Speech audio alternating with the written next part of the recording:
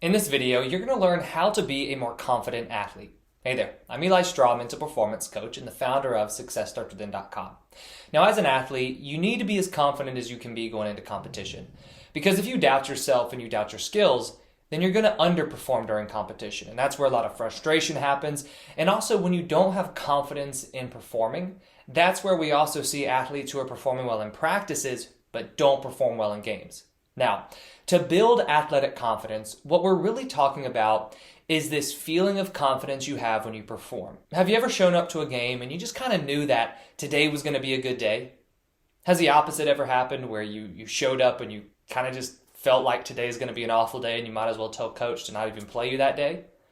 That's what we're talking about when we're saying confidence is a feeling. Now, with this feeling of confidence, you want it to be under your control. That's why it's so important to work on building confidence as an athlete and working to become a more confident athlete. You don't want your confidence to be something that you hope for.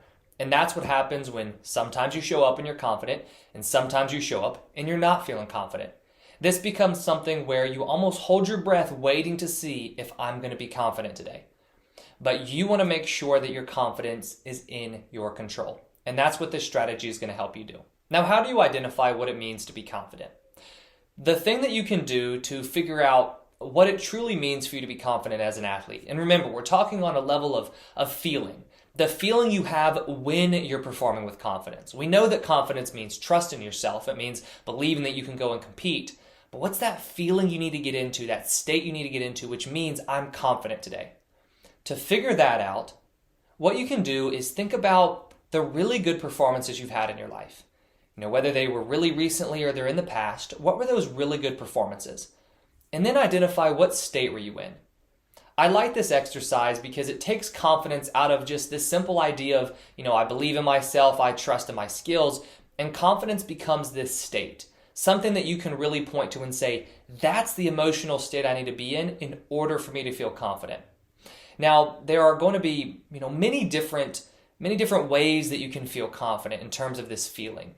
I've had athletes who say that for them, when they're feeling the most confident, they're going out there feeling like they have something to prove, or they're mad at the competition and they're trying to go out there and just absolutely dominate them. But I've also had athletes who have said that when they are performing their best, so when they're confident, this is just them going out there and enjoying themselves and having fun. I've had others who have said it's focusing on trusting in themselves, but also just being relaxed when they perform. The reason it's important for you to identify that feeling of confidence is because that feeling is what tells your mind today's going to be a good day. And that's how you know that then you're going to go out there and you're going to compete with a high level of trust in yourself. Step 2 is where you want to identify what contributes to your confidence. The best way to perform this exercise is with a list where you outline, maybe the top 5 to 10 things that contribute to your confidence. These can include good training, they can include compliments from others, good past performances, good weather conditions, anything that leads to you feeling more confident when you perform. The next part of this is where you circle the top 3 that are in your control, meaning you have control over whether or not that happens. And be careful here, because if somebody gives you a compliment, that's not in your control because you can't control whether or not they give you a compliment. But your mental preparation can be in your control. Your physical preparation is probably in your control. Focusing on past success is an interesting one because it can be in your control because you're choosing which past success you're focusing on. The outcome of a game isn't fully in your control, so we might say that a past success isn't in your control fully. But whether you focus on a past success or whether you focus on a past mistake, that is in your control.